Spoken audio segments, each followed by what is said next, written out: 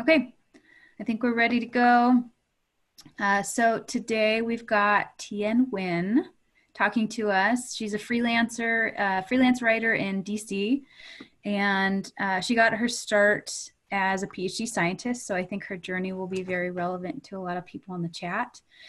She's written for a ton of outlets about varying science topics, but I'll let her get into it.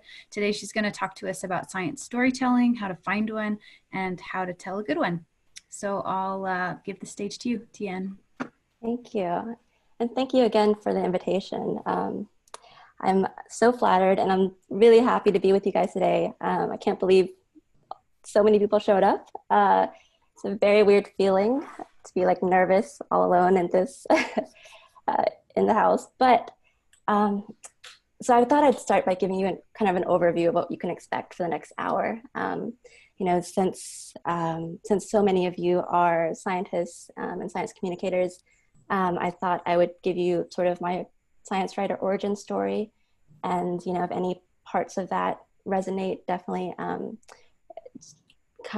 ask me at the end if you have any specific questions about that. And then I'll talk about how I find science stories, and then the big question: how do you tell great science stories? Which is such a huge topic. But I thought for today, what I'd do is just focus in on about 3 specific elements of craft, and then we'll look at some examples together, and we can talk through sort of what makes them work, and a little bit, how I think about each of those elements. Okay, so to start off, a bit of bio.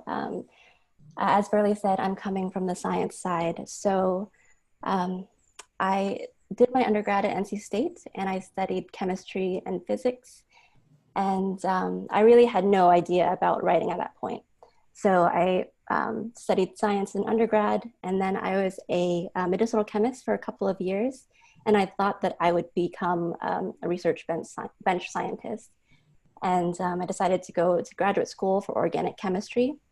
And about 3 years in, that's when I realized that I wasn't sure if I could do research for the rest of my life. So I decided to start looking around, and I met a really seminal person, which is Carmen Joel, who is a mentor of mine today.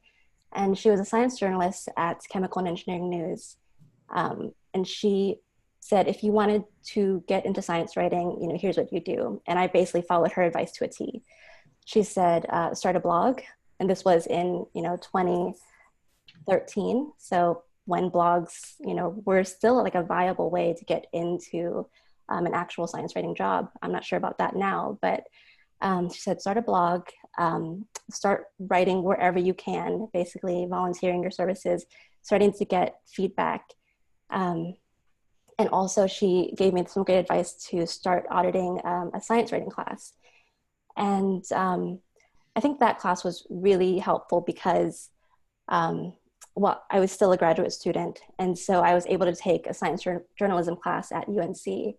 And it really taught me not only the basics, but sort of the ethics of journalism. And these are things that I really had no idea about coming from the science side. And I think it gave me a great foundation. So I started a blog.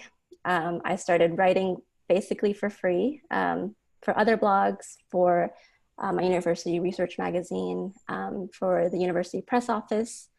I was a copy editor for a humanities journal. I was a copy editor for other scientists who were non-English speakers. So basically trying out as many aspects as I could while I was still a student, and figuring out, where I might fit in the landscape. And really the whole goal was, I knew by the end by the time I graduated, I would be on the job market, and I would be applying for jobs where they would ask for 3, writing samples. I was thinking about applying for the mass media fellowship. So I needed to have, to have 3 clips that I was proud of. I would need to get maybe, I was thinking like 7 or 8 just pieces of writing that I could choose from. So that was sort of the goal by the time I finished my PhD. And so when I finished, I applied for a bunch of jobs, and ended up getting a job for Princeton University writing for their chemistry department, and also the Open Notebook Fellowship, which I really highly recommend. I mean, the Open Notebook Fellowship is probably, I'd say, the best.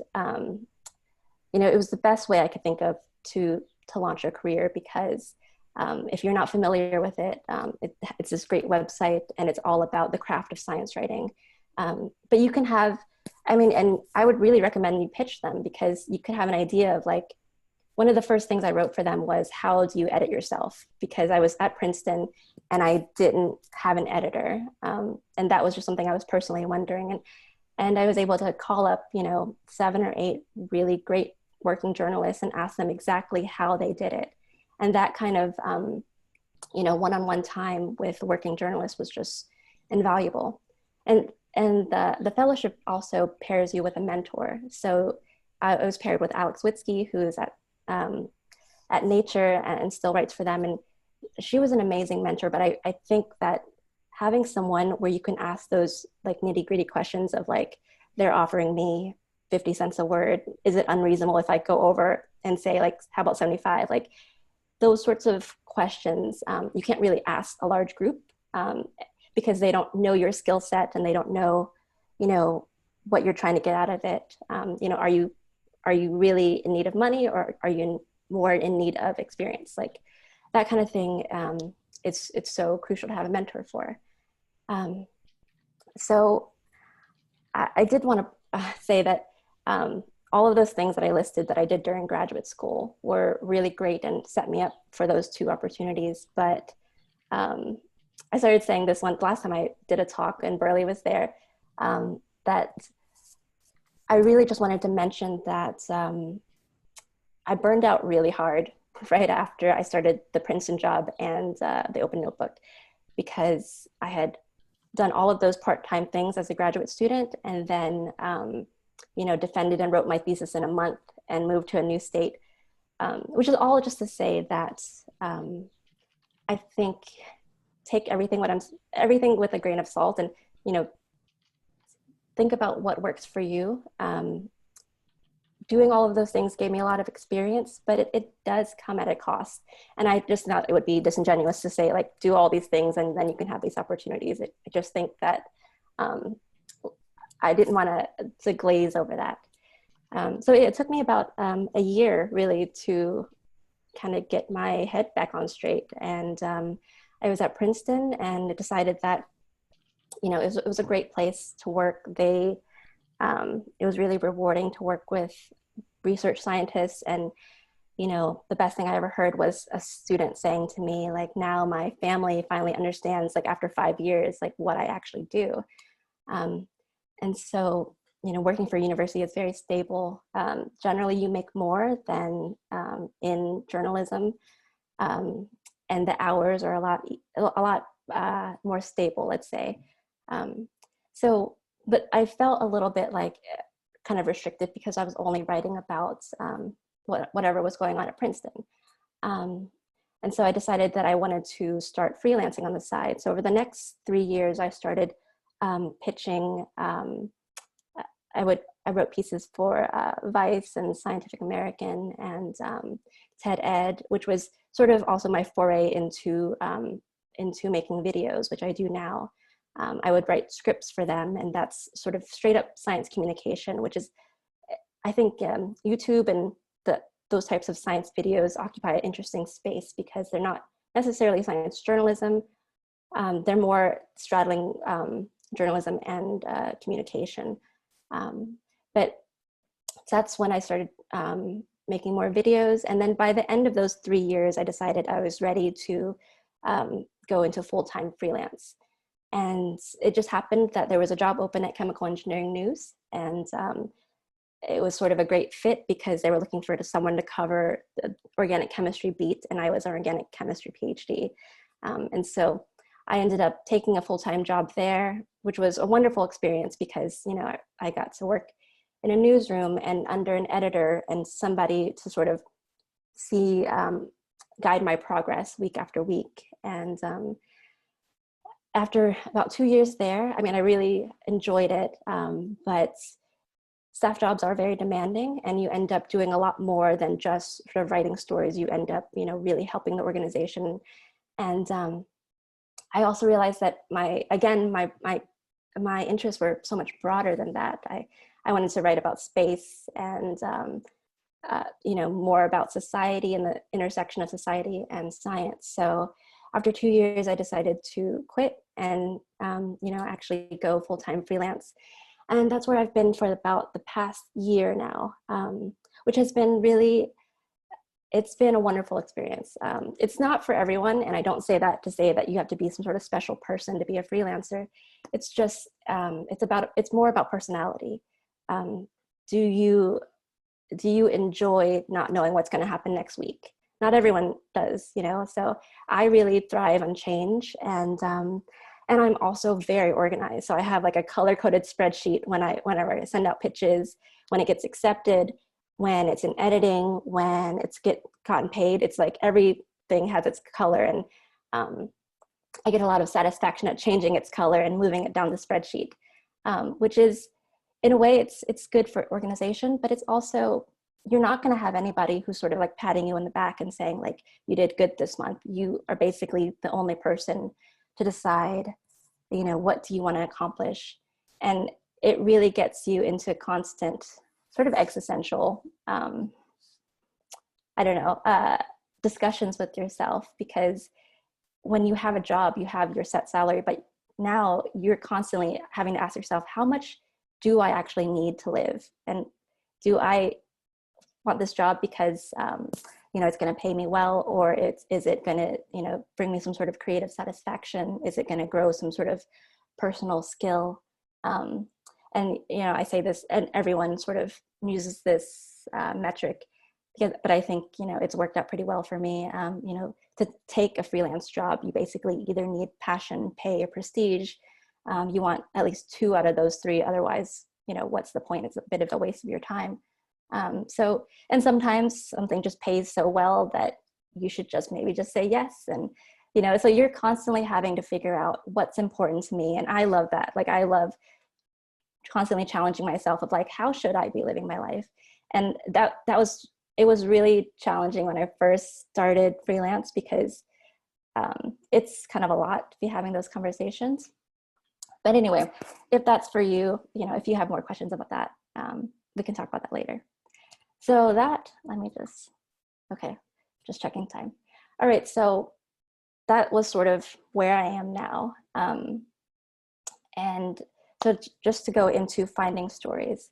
So as a freelancer, there's a sort of specific kind of lane that I have tried to carve out for myself.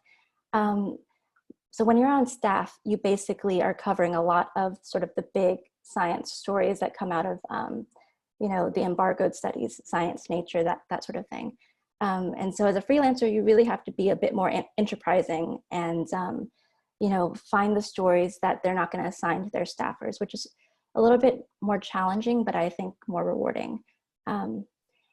It's very daunting too, because you're kind of there alone and you're like, how do I just come up with an idea out of thin air? And to just get over that hump, what I do is I make a giant list of places I'm going to look for a story, because, stories kind of just come, I think they're everywhere, and they kind of come at you from conversations with friends, random things that you observe. But when you're sitting down and you have to say, I need to send out a pitch, this week, what helps me like get over those nerves is just looking at my giant list. So basically my list starts with looking at, so I look at press releases.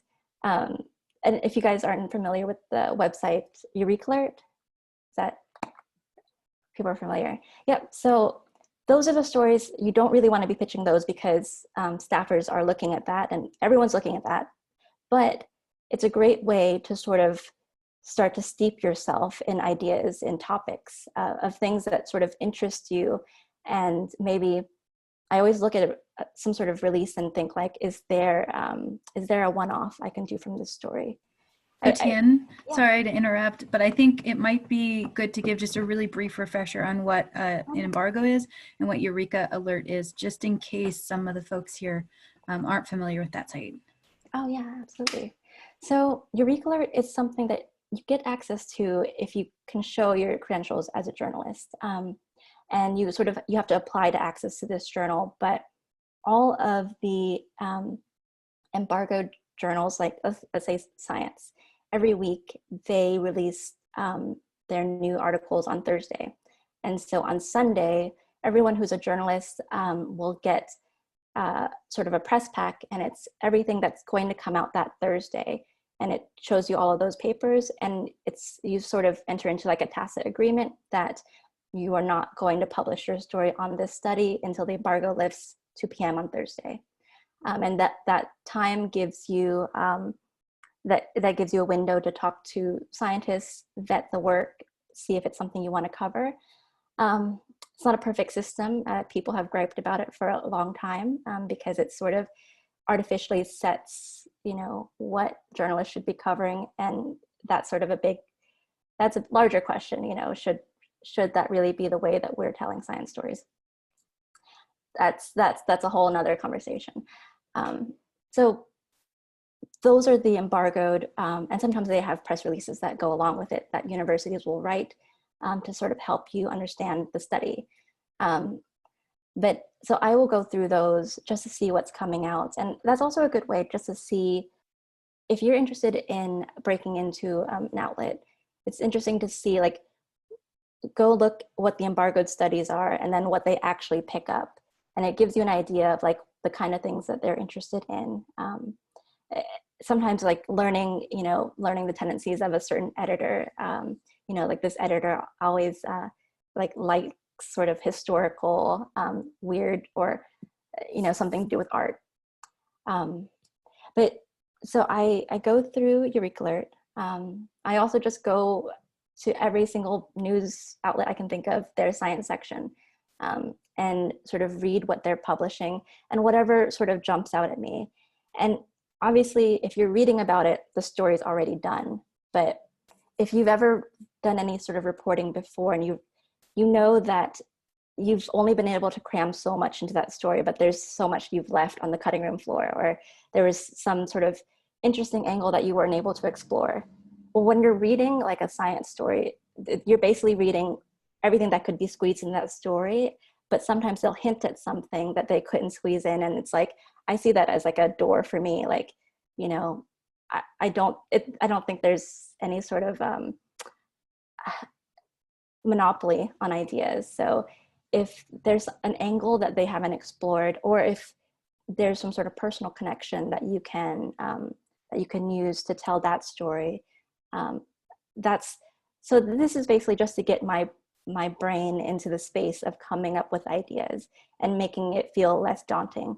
And everything that seems just like it could be an idea, I just jot it down, and it joins this like massive Google Doc that I have of ideas, of just like thread that I could potentially turn into something. And then I also keep like an extensive notebook, and I just go back through my notebook of ideas that have come up at some point and that I wasn't able to pursue because I was busy before. So I check back and see, there was, for example, so many of my stories have come from reporting other stories. So things that couldn't fit into that story, what are they doing now? Like I was trying to think of this one story I did on moths, which are this type of organic molecule that they have unique properties because of their pore size. But they were going to test this moth on a Navy ship.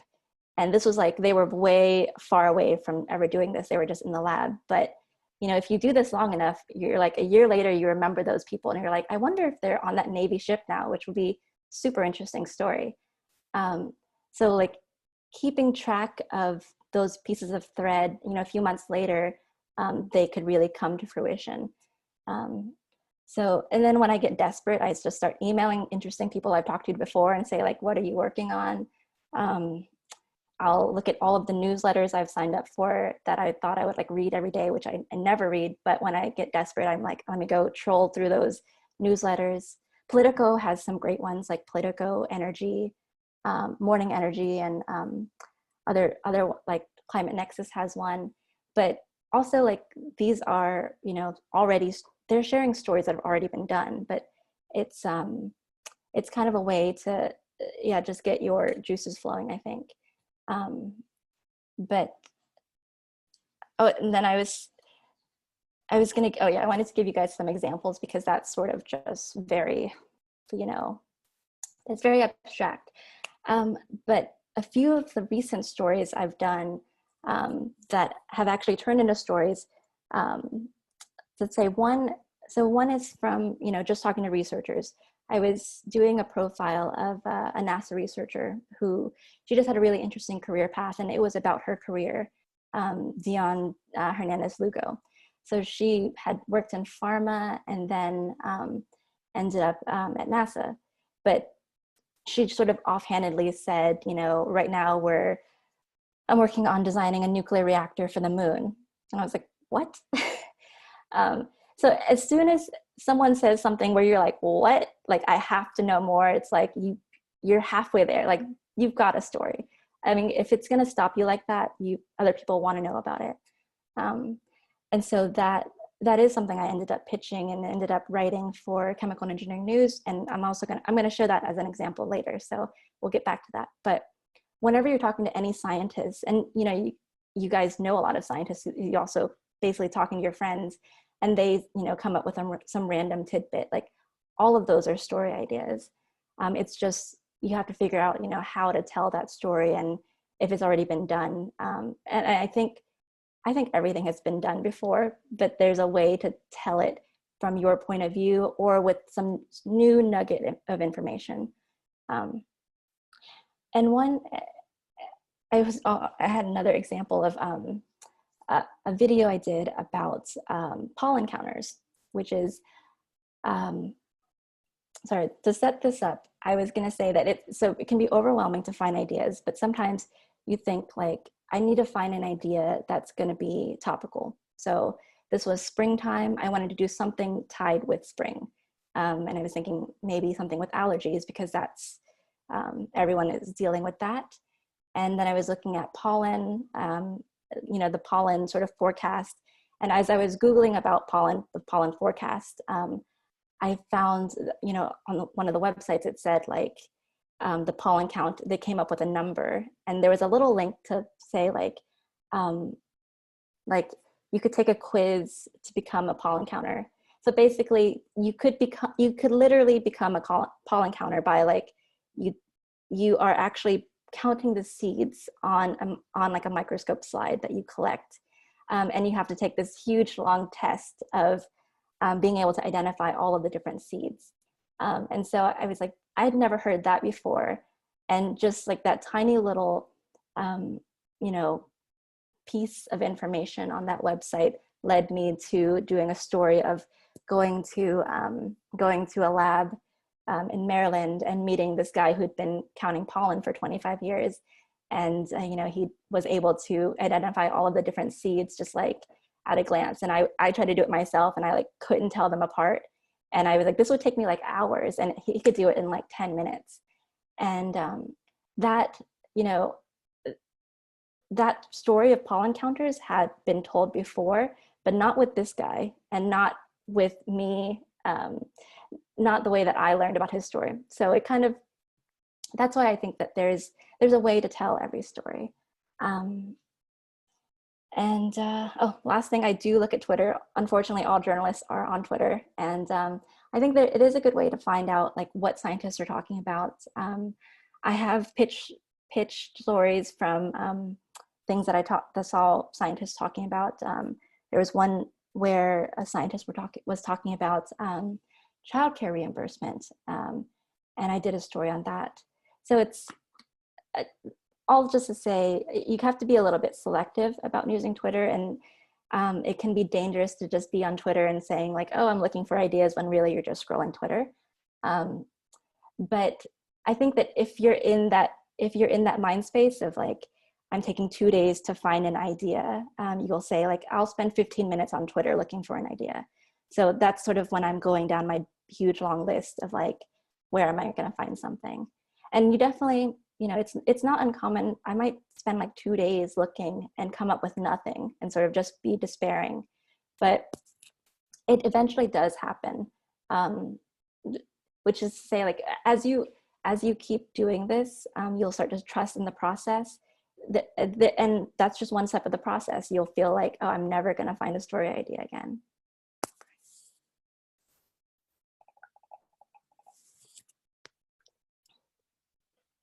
So that basically makes it through my giant list of like where I've found story ideas before.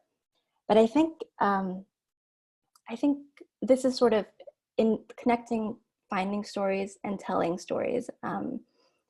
You really need to figure, I think, in my opinion, you really need to figure out how you want to tell the story. So I thought I'd give one example of sort of my thinking of all the different ways that you can tell a story. So this was last summer. I really wanted to do a story about the environmental costs of death. What was in the news was Washington State had just approved a new human composting. So basically they were going to allow human composting. This was everywhere, you know, all of the science outlets had like a quick news thing about like Recompost is going to open a facility, and it's just this weird quirky thing that everyone was covering. And I wanted to cover it too, but I mean, you know, I'd sort of missed that news hook, and I didn't really think it was that satisfying to just do a news story. So I wanted to do a feature, and people have written about the environmental, you know, calculations around basically everything, you know, flying, comparisons of flying versus taking a car, basically every single thing in our lives. People have done that sort of cost benefit analysis of how it actually impacts the environment. And I wanted to do that with death, with a burial. And so I pitched it to Chemical and Engineering News, and they were kind enough to give me, not every outlet does this, but you know, when they do, it's really nice. They actually had a research fee. So they were, you know, gave me a fee just to figure out what the idea was and if there was enough there. I mean, it was intriguing enough that they wanted to know more. And at first I actually had, I had pitched it as an infographic to Wired. And I'm really glad that they said no, because they had like no funding apparently anymore, which is very sad, but they didn't have any funding for freelancers in their front of book. And so I wanted to do like taking one single death and looking at, okay, what are the chemicals involved? Can I quantify the chemicals involved? Can I quantify how much CO2, how much heavy metal? And I'm really glad it didn't work out with the infographic, because it was extremely difficult to pin down hard numbers, because you're modeling and the numbers change drastically based on whether you're in the US or in the UK. Are you using, you know, in a crematorium, are you using natural gas? Are you using, so it was way more complicated than I could boil down into an infographic. And I would hate for people to latch on to a number that is completely dependent on the model. And we thought maybe an audio story, because, well, we were thinking either, okay, print, audio, or video. And so print, you know, we could explore it as we could use different graphics. Maybe we could find first person people who are really interested in their environmental impact of their own death, and maybe tell that sort of narrative story. Is there a character who's like, you know, dedicated giant amounts of time to figuring out like how they're going to lay their body to rest in a environmentally sustainable way? And I wasn't finding that sort of person. And I also thought, you know, okay, maybe my editor thought maybe a podcast. And I felt like, you know, with audio, it seems like there's a higher bar for emotionality. Like you needed some sort of strong emotion to actually tell that story. And I didn't know if I was going to find those people who are really passionate about it. And that's what I felt it would require for me to justify telling as an audio story.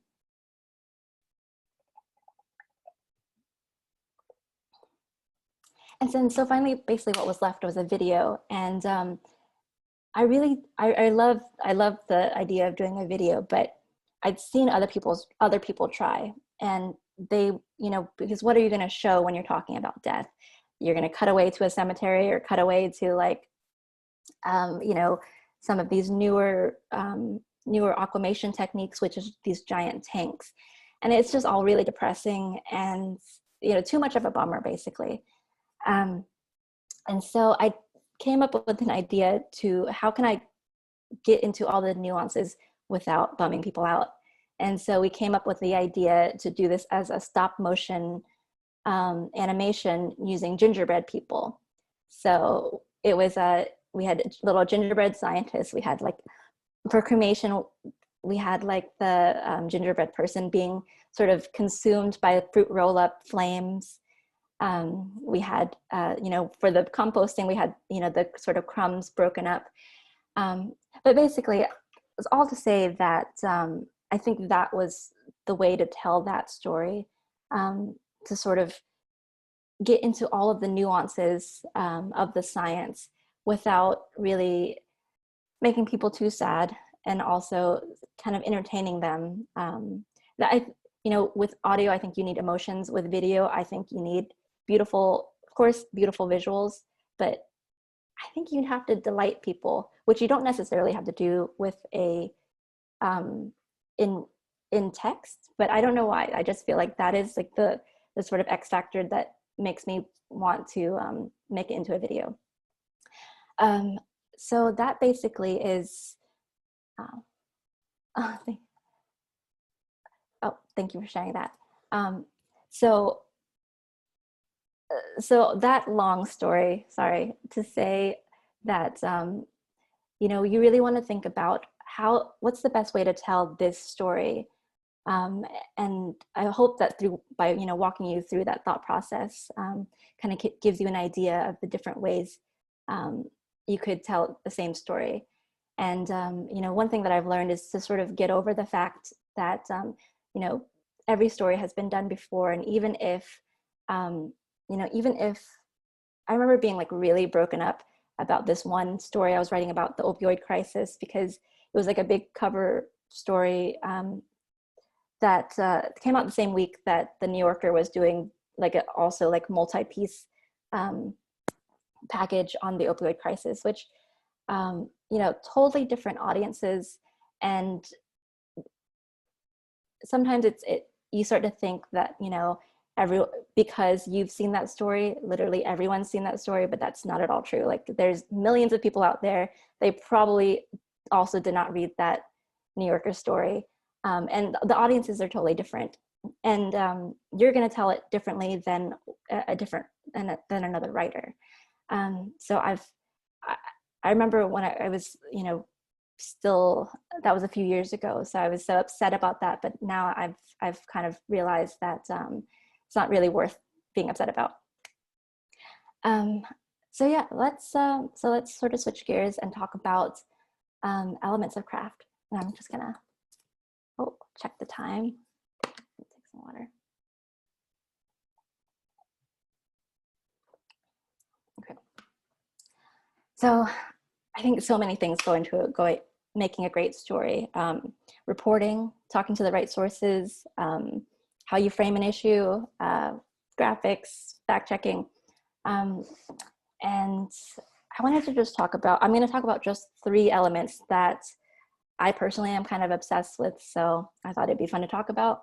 And that is writing leads, writing scenes, and then writing explaining science concepts. So I'm gonna share my screen now.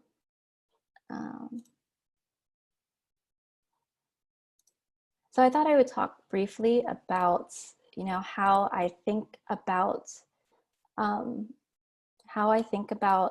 each element of craft, and then give you actual examples so that it's not so abstract. So the first thing I want to talk about are leads. And they're, I don't know, I can't overstate how important they are. And I spend a crazy amount of time on my leads. Like I'll spend the same amount of time on the first 3 paragraphs of a story as like the entire rest of the story, which is ridiculous and maybe poor time management. But that's how, I don't know, that's just what ends up happening. So I think there's so many things that the lead needs to do. Like not only does it need to capture people's attention, it really needs to propel them into the story. There needs to be some sort of, you could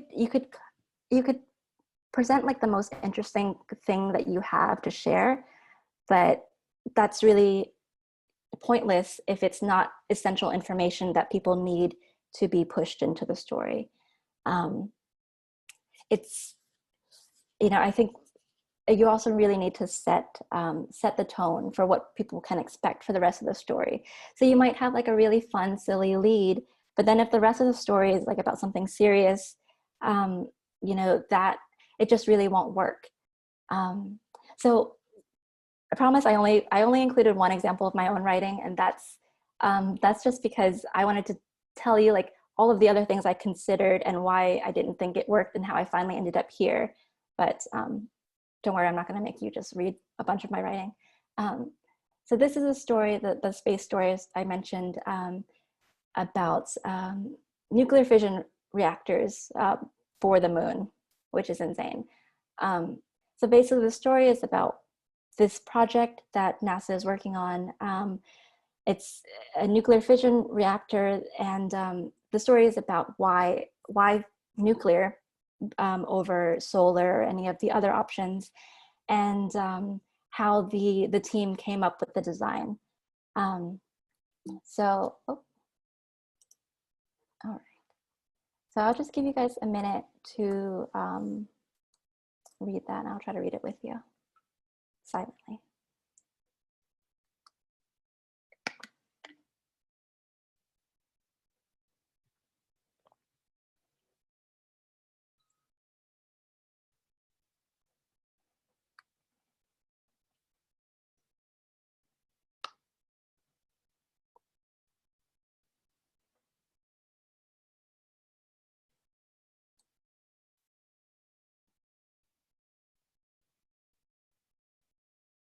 So I don't know, Burley, maybe can you give me a wave if you feel like once you get through it? Good? Yeah, I think that was enough time. Okay, perfect. All right. So I knew I wanted to start the story with some sort of scene, and I played with the idea of showing an astronaut, living in their habitat. I would describe the habitat. I would have them like looking out wistfully out some sort of window, and basically I had to abandon that idea, or abandon that particular scene, but and realize that the point of the story was that I was talking about nuclear power, and the reason that nuclear power is the preferred option is basically because you're not going to have light where they're going. And so I wanted to get that idea in. And I also at one point I wanted, so the project is, it's called Project Artemis, and it's going to put a woman astronaut on the moon. And I really had wanted to incorporate, some sort of surprise in that first paragraph where I would say the astronaut, and then I would say her, and sort of like play on your, perception of who I was talking about. But basically I had to cut that because you could really need to focus on just, I felt like I could only squeeze in one idea, and the idea of squeezing in, that it's going to be, this mission is going to put a woman on the moon. It was just one too many ideas. So I just had to focus in on the fact that where they're going, they're not going to have light, and that's going to set up the fact that nuclear is what they're considering right now. And the only other thing I'd say is that, towards the end of that second paragraph, talking about all of the things that, why is power important? power is important because it's going to enable them to do everything they need to do, run their experiments, charge the rovers, keep them alive. And that was sort of my way of establishing some sort of stakes into the story. You know, every single story, you have to, I think you need to think about why should people read this story? What's so important about it? And that was a way of establishing some sort of tension, you know. Without power, people would die. And that's sort of the closest I could get to, you know, sometimes with science stories, when you don't necessarily have, you know, a disease or some sort of human stakes, you still want to bring it back to like, why should you care? And, you know, what are the stakes of the story? Um, so yeah, that's basically what I wanted to share about that. And then at the very end, you know, I had that tiny little baby cliffhanger. Even though I'm going to tell you very quickly what NASA is going to do, I feel like with each paragraph, you're just slowly pulling the reader along and giving them a little bit of incentive to follow you to the next paragraph. And I think that's sort of your job throughout the whole story, is that how do you keep people moving along? And each of these elements of craft, it's like, you know, you can do it with a little bit of intrigue. And when we get to sort of talking about science concepts, it's basically giving people just enough information to keep them moving forward. You just don't want to slow them down with anything. Right. So this next example is by Emily Conover, who is at Science News now. And she won a Newsbrief award for this a few years ago. And so this was a 300-word story. And already the title is, you know, it's fun. It's like, what are we gonna get? How to prevent a sheep traffic jam. So you kind of already have a mood set. And then this is her lead.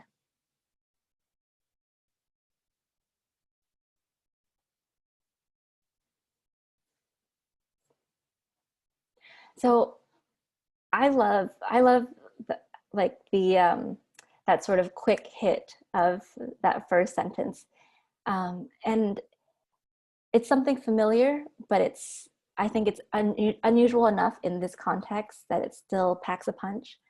And it's doing double duty sort of once you get into the meat of her story. So I'll show you the rest of the story, but you don't have to read it.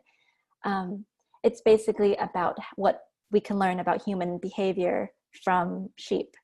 And so we're talking about following the flock and you know, making the comparison between sheep and people. And so I think that those 3 words are just doing so much work, and you know, it's grabbing our attention, but it's really setting us up for the whole rest of the story.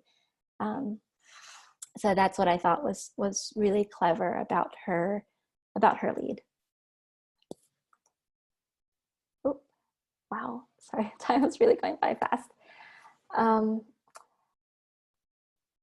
So I also wanted to show example of a lead from Julia Rosen. This is her story about earthworms in the Atlantic.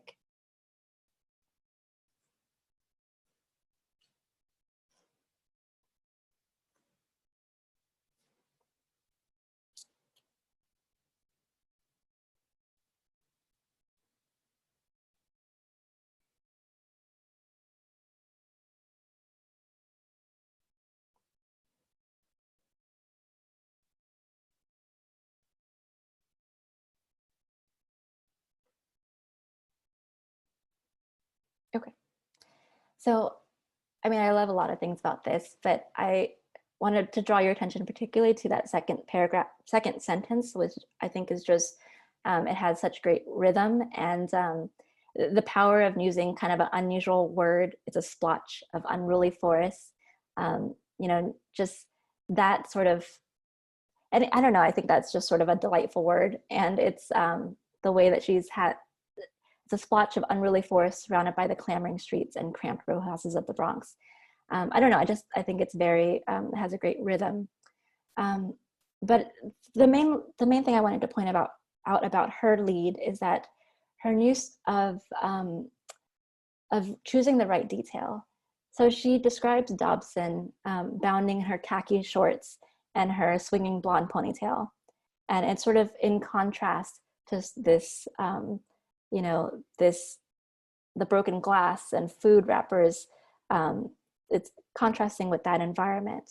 But it's also setting up this bit about her enthusiasm that can't be dampened even by ecological catastrophe.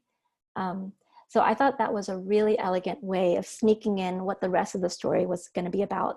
I mean, she's setting a scene, and it's very easy for us to imagine ourselves there, and you know, drawing us into the story. But at the same time, she's also doing the work of setting up what the story is going to be about. Instead of just saying like, okay, we're going to talk about an environmental catastrophe, she sort of sneaks it into how catastrophe, you know, you can't dampen her main character's spirits.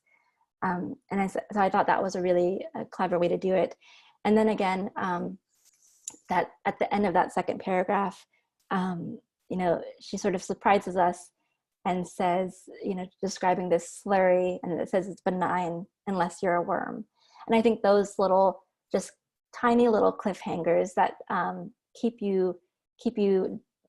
drawing you forward is a really great trick to use in leads.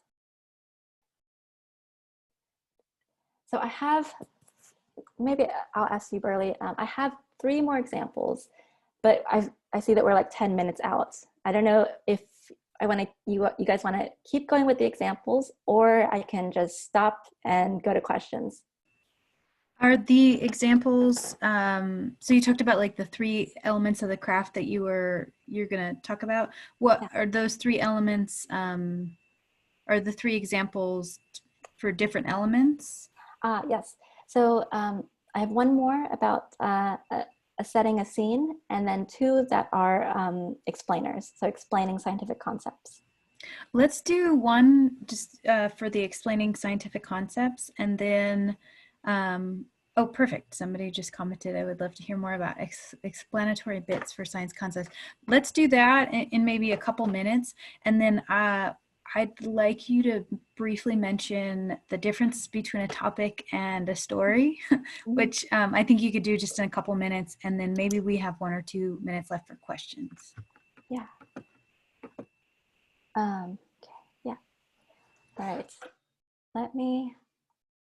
So I have 2 explainer examples. One is this interactive graphic about the Higgs boson, and then one is about the coronavirus.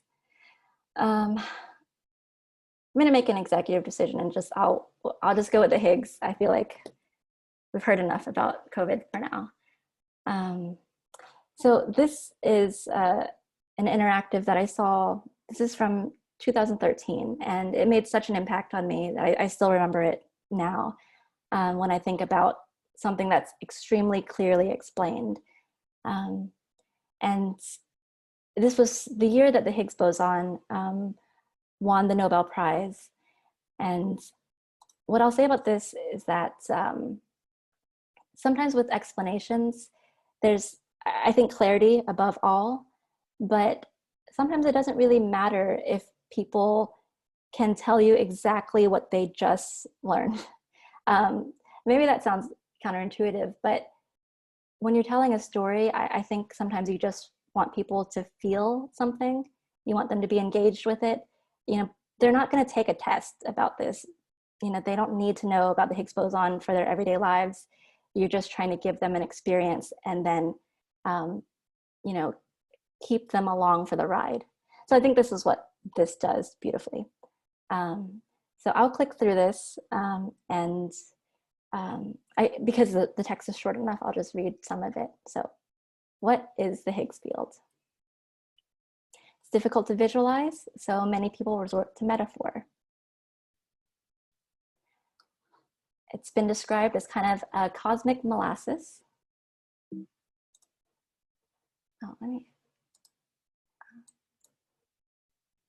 dragging on particles as they move through it.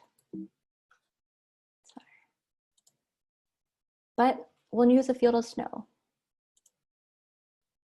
A skier meets little resistance and glides easily across the snow fields.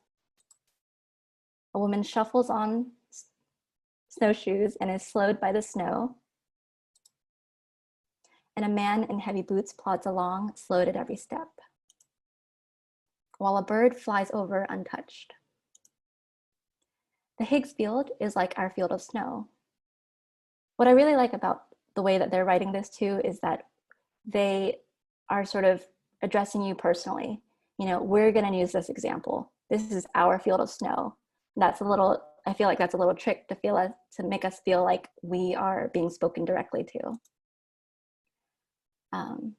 But instead of countless snowflakes, the field is made up of Higgs bosons. Particles that interact with the Higgs field have mass. Oh, I'm just going to expand this. Like the skier, electrons barely interact with the field. They have very little mass. And I like that we don't need to know the actual mass of electron. You know, they could have given us some number, 10 to the minus 19, whatever, but this is just the barest amount of information we need to move forward. Like the snowshoer, the quarks that make up the protons and neutrons interact more strongly with the fields. They have a bit more mass. Again, we don't need to know how much mass they have. We just need to know it in relation to the last thing. W and Z bosons plod through the Higgs field with like people in heavy boots. They have thousands of times more mass. Photons and gluons don't interact with the field at all. They are massless. Okay, I'm gonna just stop it there. I think you get, I encourage you to, you know, look at this on your own. I can share it in the chat. But since we're almost out of time here, I thought maybe it would be, you can sort of look through that on your own. But I think what they do, you know, they sort of use an analogy throughout. And because do you really need to be able to explain what a Higgs boson is? I don't know. I don't really think so. But you can sort of feel delight in, you know, being able to follow along. And I think that's what's more important about science storytelling, is to give an appreciation of how people do science and how people understand it, and not necessarily can they repeat my facts back to me. I think that's a really good point, because as scientists, we're really tempted to tell someone everything we possibly can and fit it all into the story. And really our job a lot of the times is deciding what to leave out. And on that note, I would really love your advice for folks that have a little bit of trouble differentiating a story from a topic, because that's always the biggest thing that I see people do. Can you just say a couple minutes about how you decide whether this is just a topic you want to talk about or an actual story? Yeah, that it's one of those things that, yeah, I definitely struggled with when I was first starting to write as well. And I'll try to give an example of, you know, like a topic is, I'm thinking of a story that I've done about, let's say, solar geoengineering, which is a sort of a giant topic. It's like a thing that people are considering doing to fight climate change, but it has a lot of risk and unknowns associated with it. So the topic is, I'm going to talk about what is solar geoengineering, but the story is, why are people afraid of solar geoengineering? And through that, you're going to tell them, you will have to tell them what it is, but you also have to tell them, you know, what do we know about it? Why has it been taboo to talk about up till now? And, you know, what are the risks associated with it? I think that's a really good example of how to think about, is your story a story? Is there a question that you can answer throughout the course of what you're writing? Or is it just something you want to tell somebody about? Yeah. So we ran out of time, so I'm gonna have to say goodbye and thank you, but we really appreciate you coming to talk to us today. Thank you, Tien.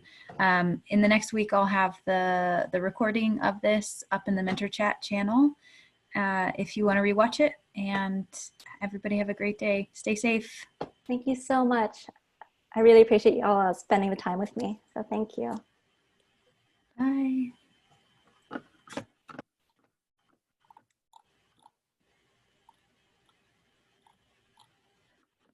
I'm just staying on so I can read these messages. You want me to stop the recording? Yeah, you can stop recording. Thanks, Joe. I've got the newscast on if you want to hear it.